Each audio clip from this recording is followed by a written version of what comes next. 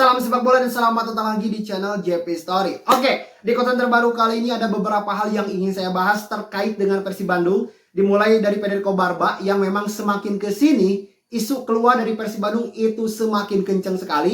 Dan juga menghadapi putaran kedua BRI Super League dan menghadapi babak 16 besar Piala Champions Asia 2. Tentunya ya Persib Bandung ini butuh sekali mengupgrade pemainnya. Karena ada beberapa posisi yang nanti akan saya jelaskan kepada kalian ya, yang butuh kedatangan pemain baru. Oke, tentunya sebelum saya masuk ke poin pentingnya, saya ingatkan dulu kepada kalian, jangan lupa like-nya jika ada menyukai video ini, tekan tombol subscribe-nya jika ada belum. Dan jangan lupa ya, tuliskan apapun pendapat kalian terkait Persib Bandung di kolom komentar ya. Oke, Federico Barba, nah ini yang memang menjadi apa ya, topik pembicaraan nomor 1 gitu ya di Persib Bandung saat ini. Bahkan menjelang laga El Clasico ya, isu keluarnya Federico Barba ini benar-benar kencang sekali. Meskipun belum ada keterangan resmi ya, baik itu dari Federico Barba ataupun dari pihak Persib Bandung sendiri tentang benar atau tidaknya rumor ini. Nah, namun kalau kita melihat tanda-tandanya gitu ya, Barba kan sempat mengatakan bahwa sejujurnya gitu ya, dia ini rindu keluarga dan keluarganya membutuhkan sosok Federico Barba. Dan saya rasa itu merupakan sebuah hal yang harus sekali ya bagi seorang laki-laki, apalagi seorang kepala keluarga gitu, untuk selalu dekat dengan keluarganya, membimbing keluarganya, membina keluarganya gitu ya. Bahkan ia harus menjadi garda terdepan bagi keluarga, anak, istri, dan lain sebagainya gitu. Namun kalau memang benar-benar isu ini atau Barba akan meninggalkan Persib Bandung, saya rasa kenapa gak dipertimbangkan dari awal gitu, ya kan? Dari awal menandatangani kontrak bersama Persib Bandung, gitu. Itu kan harusnya udah kebayang gitu ya. Oh, Indonesia itu seperti ini, kulturnya seperti ini, situasinya seperti ini, lalu juga hubungannya dengan keluarga, apakah keluarga akan betah atau tidak? Harusnya itu sudah dipertimbangkan secara matang, gitu ya. Nah, itu yang disebut dengan profesionalisme.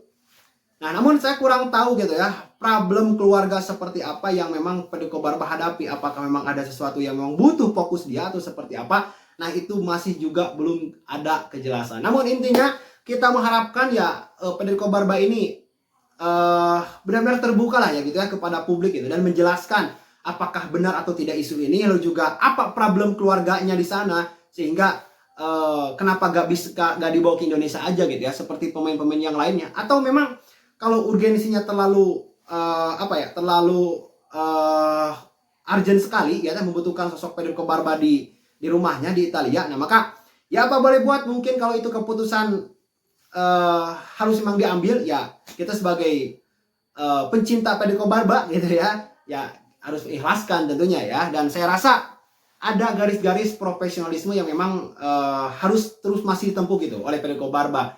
Jadi itu mudah-mudahan masih bisa dikomunikasikan gitu ya bersama manajemen Persib Bandung dan juga keluarganya gitu ya. Oke. Lalu kalau memang Federico Barba keluar, saya rasa itu Persib Bandung harus mencari pengganti Federico Barba yang memang minimal sepadan dan maksimalnya harus di atas Federico Barba gitu. Kenapa? Karena melihat performa Julio Cesar, melihat performa Patricio Matricardi, gak ada Federico Barba itu kayak apa gitu ya, gak enak. Bahkan saya mencatat Persib itu sering kebobolan kalau tidak ada Federico Barba. Coba kalian lihat aja riwayat pertandingan Persib Bandung ketika ada dan tidak ada Federico Barba. Ada Federico Barba, Persib Bandung itu kebanyakan clean sheet, gitu ya. Kalau gak ada Federico Barba, Persib Bandung itu selalu kebobolan.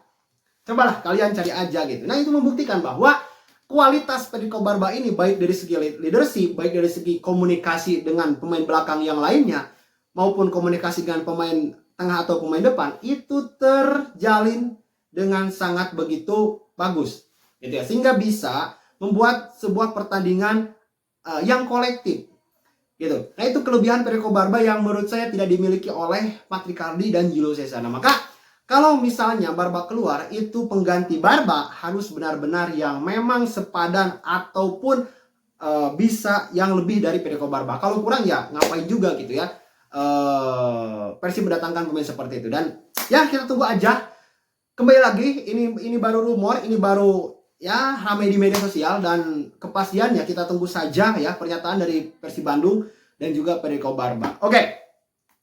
Selanjutnya yaitu tentang kebutuhan pemain baru Persib Bandung. Nah, Persib saat ini tentunya hanya menyisakan satu pertandingan lagi ya menuju jeda kompetisi, dan menghadapi putaran kedua itu biasanya persaingannya semakin gila lagi. Karena gini, biasanya kan putaran pertama ya tim-tim itu baru beradaptasi gitu ya, menyesuaikan taktik dengan para pemain, lalu juga pemain pun butuh koneksi dengan pemain-pemain yang lainnya. Nah, jadi masih bisa dikatakan penuh dengan eksperimen lah ya. Biasanya seperti itu. Dan juga menghadapi putaran kedua, nah ini biasanya tim-tim itu sudah sangat matang gitu ya secara level permainan. Nah, jadi tantangan terbesar itu sebenarnya ada di putaran kedua ini. Persib bisa juara atau tidak tergantung performanya di putaran kedua ini. Begitupun tergantung performa dari tim-tim lain. Dan saat ini setelah kemarin Persib Bandung ditahan imbang oleh Persib sendiri, itu kan lumayan tuh ya. Dampaknya terhadap posisi di klasemen sementara. Kan langsung tuh tersalip 2 posisi ya. Tersalip Borneo, tersalip juga oleh Persija Jakarta. Nah, ini menandakan bahwa persaingan di papan atas klasemen saat ini itu benar-benar ketat sekali. Belum lagi Malut United yang berada di peringkat keempat yang memang juga sangat begitu mengancam gitu ya. Melek sedikit tim-tim di atas, wah itu udah Malut itu bisa menyalip gitu ya tim-tim yang ada di atasnya. Karena selisih poinnya itu paling besar itu dari posisi Malut ke Borneo FC yang hanya selisih 4 poin. 3 poin ya, mohon maaf. Dan juga Persib pun akan menghadapi putaran 16 besar Piala Champions Asia 2 yang mana ya kita tahu sendirilah ya level di Asia itu seperti apa. Kemarin di babak fase grup kan Persib itu benar-benar mengeluarkan seluruh kemampuannya. Bahkan bersama segala halnya itu Persib keluarkan di babak fase grup itu. Dan memang secara statistik Persib Bandung menjanjikan gitu ya. Apalagi kalau memang terjadi upgrade pemain. Dan kita berharap supaya Persib Bandung ini bisa melangkah lebih jauh lagi. Bukan hanya sampai babak 16 besar gitu ya. Karena ya kalau ingin peringkat Liga Indonesia ini naik di minimal di Asia Tenggara ya. Kita bersaing dengan Malaysia misalnya. Atau dengan Vietnam atau dengan Thailand. Ya kita harus selalu membuahkan hasil di turnamen-turnamen AFC gitu ya. Karena dari sana poin Liga Indonesia itu naik secara peringkat baik di Asia Tenggara maupun di Asia. Dan juga kalau melihat kebutuhan saat ini, saya rasa ada 2 posisi yang memang butuh perhatian khusus dan butuh upgrade pemain baru. Yang pertama di posisi penjaga gawang. Nah, sepak bola modern ini penjaga gawang itu dituntut untuk bisa ikut membangun serangan. Ya, ikut membantu serangan melalui build up yang memang terukur, terarah dan kualitasnya itu bagus. Kita bisa contoh lah ya, seperti tim-tim besar di Eropa, Manchester City, Arsenal misalnya, atau Barcelona atau Real Madrid. Itu kan penjaga gawangnya jago build up. Nah, yang dibutuhkan Persib hari ini adalah penjaga gawang yang punya kemampuan build up yang sangat mumpuni. Teja Pakualam, refleksnya juga bagus gitu ya. Banyak sekali melakukan save-save penting, baik itu di BRI Super League ataupun di ACL 2. Namun, kekurangan Teja Pakualam adalah dari segi build up yang menurut saya ini lemah sekali. Ya, Teja kalau terkena pressing oleh pemain lawan, oleh striker lawan, itu biasanya selalu panik. Nah, ini yang memang jangan sampai seperti ini gitu ya. Minimal tenang. Karena kalau kita melihat struktur permainan dari Boyan Hodak, ini benar-benar dibangun dari penjaga gawang. Gitu. Nah, maka melihat stok penjaga gawang di Persib Bandung saat ini, ada Teja Pakualam, ya, ada Persibek yang memang saya sendiri ya belum tahu kemampuan dia itu seperti apa karena memang masih sangat minim menit bermain. Ada juga Pitra Maulana. Ya, kalau Pitra sih saya rasa terlalu dini lah ya untuk dia tampil dan memang butuh pengalaman dari dasar dulu ya untuk Pitra ini punya kemampuan atau langsung dipercaya menjadi penjaga gawang utama. Nah, maka kesimpulannya karena Teja Pakualam yang menjadi penjaga gawang Persib saat ini kekurangannya di segi build up, nah maka Persib Bandung membutuhkan tambahan kiper baru untuk mengisi kekosongan kemampuan tersebut. Rumor-rumornya Martin Pas, namun masih kita nggak tahu ya apa kejelasannya seperti apa, apakah memang sudah deal atau sudah ada pembicaraan atau belum sama sekali. Nah, ini yang harus kita tunggu ya minimal di bulan Januari di minggu depan lah ya, insya Allah pengumuman-pengumumannya itu akan disampaikan, karena kalau nggak salah setelah laga melawan Persija, nah itu baru ya dibuka keran transfer paruh musim di BRI Super League. Selanjutnya ya, Persib pun membutuhkan tambahan pemain baru di posisi nomor 10 atau posisi playmaker.